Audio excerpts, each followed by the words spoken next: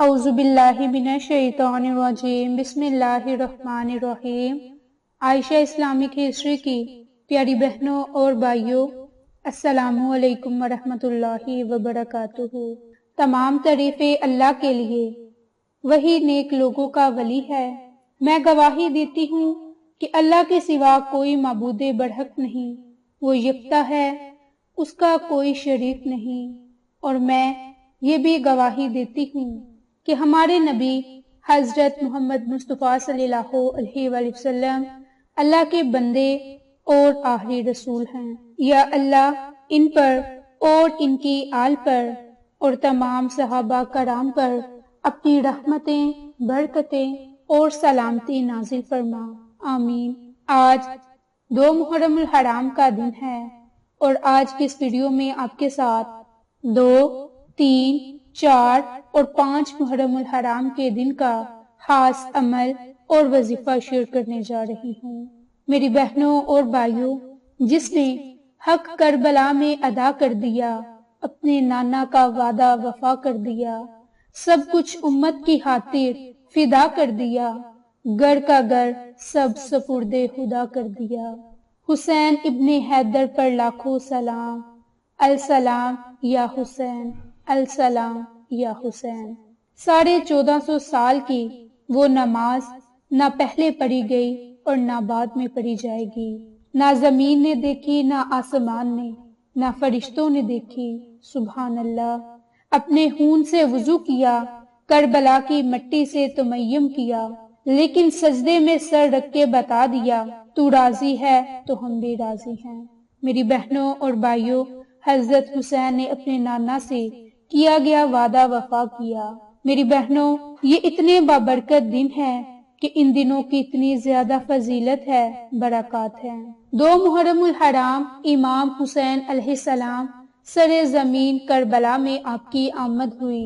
مکہ مکرمہ سے عراق میں داخلے کے بعد جب امام حسین علیہ السلام قافلے سمیت بطن عقبہ سے آگے شراف کی منزل پر پہنچے تو نوجوانوں کو پانی لینے کا حکم دیا اور آدھے دن تک چلتے رہے۔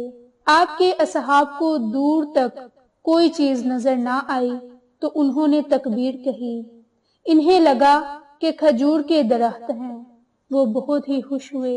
امام علیہ السلام نے غور کرنے کا کہا تو انہوں نے کہا کہ اللہ کی قسم، گھوڑوں کی گردنیں ہیں۔ لشکر کے آنے کا شبہ ہوا تو آپ نے قافلے کا رخ ذو حسم نامی پہاڑ کی طرف کرنے کا حکم دیا تاکہ جنگ یا دفاع کی صورت آسانی ہو۔ کچھ دیر میں حر بن یزید تمیمی 1000 لشکر کے ساتھ آ پہنچا۔ سخت گرمی کی وجہ سے اس کی اور لشکر کی جانوروں کی پیاس سے حالت بہت خراب تھی۔ امام علیہ السلام نے جانوروں سمیت لشکر سیراب کرنے کا حکم دیا۔ پھر آپ نے خطبہ ارشاد فرمایا جس میں کوفیوں کو ان کے عہد و پیمان اور بھیجے گئے اور خطوط کے بارے میں پوچھا۔ امام علیہ السلام کے سوالوں پر خاموش رہے۔ امام حسین 2 محرم الحرام 61 ہجری قمری کو کربلا پہنچے اور کچھ دیر تک توقف کے بعد اپنے اصحاب اور اہل بیت کے سامنے خطبہ ارشاد فرمایا۔ معاملات نے ہمارے ساتھ جو صورت اختیار کر لی ہے وہ آپ کے سامنے ہے۔ یقیناً دنیا نے رنگ بدل لیا اور بہت بری شکل اختیار کر گئی۔ اس کی بلائیوں نے منہ پھیر لیا اور نیکیاں ختم ہو گئی، اور اب اس میں اتنی ہی اچھائیاں باقی رہ گئی جتنی کسی برتن کی تہ میں باقی رہ جانے والا پانی۔ اب زندگی ایسی ہی ذلت امیز اور پست ہو گئی جیسا کہ کوئی سنگلاخ اور چٹیل میدان۔ آپ دیکھ رہے ہیں کہ حق پر عمل نہیں ہو رہا اور کوئی باطل سے روکنے والا نہیں۔ ان حالات میں مرد مومن کو چاہیے کہ وہ اللہ سے ملنے کی آرزو کرے۔ میں جان بازی اور شجاعت کی موت کو ایک سعادت سمجھتا ہوں، اور ظالموں کے ساتھ زندگی گزارنا میرے نزدیک ذلت اور حقارت ہے۔ لوگ دنیا کے غلام ہیں اور دین صرف ان کی زبانوں پر رہتا ہے۔ یہ بس اس وقت تک کا دین کے حامی ہے جب تک کہ ان کی زندگی آرام اور آسائش سے گزرے، اور جب امتحان میں ڈالے جائیں تو دیندار بہت کم نظر آتے ہیں۔ یہ واقعہ 2 محرم الحرام کو شروع ہو گیا۔ روایت کہتی ہے کہ حسین علیہ السلام نے سواری سے اتر کر خاکِ کربلا سونگھی، پھر روئے اور فرمایا کہ اللہ کی قسم، اس مٹی سے ہمارے خون کی خوشبو آ رہی ہے، بس یہی ہمارا وعدہ گاہ ہے، یہی ہم قتل ہوں گے، یہی ہم اللہ کی راہ میں شہید ہوں گے، اور یہاں سے ہی کل ہم اللہ کے روبرو محشور ہوں گے۔ میری بہنوں اور بھائیوں، آج کی اس ویڈیو میں آپ کے ساتھ ایک مختصر عمل اور وظیفہ شیئر کرنے جا رہی ہوں۔ جو کوئی اس سورت کو ایک مرتبہ پڑھ لے گا، اس کی دنیا میں ہر حاجت پوری ہوگی۔ 80,000 حاجتیں ایک ہی دن میں پوری ہوں گی، ہر طرف خوشحالی خوشحالی ہوگی۔ رب کریم سے جو دعا مانگی جائے گی وہ دعا ضرور قبول ہوگی۔ اس وظیفے کا تعلق قرآن کریم سے ہے۔ میری بہنوں اور بھائیوں، آج کا جو عمل، آج کا وظیفہ ہے، قرآنی سورت پر منحصر ہے، اور اس سورت کا نہ صرف ہمیں دنیا میں بدلہ ملے گا بلکہ آخرت میں اس کے لیے بڑا ہی اجر اور بدلہ رکھا گیا۔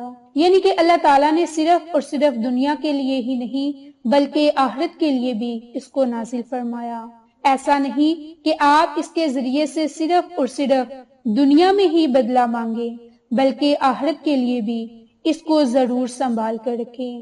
یہ وظیفہ خاص طور پر قرآن پاک کی سورت یاسین کے حوالے سے ہے۔ یہ قرآنی عمل زندگیاں بدل دے گا۔ ایک مرتبہ اس عمل کو کریں، اللہ کریم آپ پر کرم ہی کرم کرے گا۔ میری بہنوں اور بھائیوں، سورت یاسین کیا ہے؟ حضور نبی کریم صلی اللہ علیہ وآلہ وسلم کا فرمان ہے کہ ہر چیز کا دل ہے، اور قرآن پاک کا دل سورت یاسین ہے، کہ سورت یاسین قرآن پاک کا دل ہے، اور جو اس کو پڑھے گا اس کی بخشش ہو جائے گی۔ سورت یاسین کی فضیلت کے بارے میں کون مسلمان نہیں جانتا؟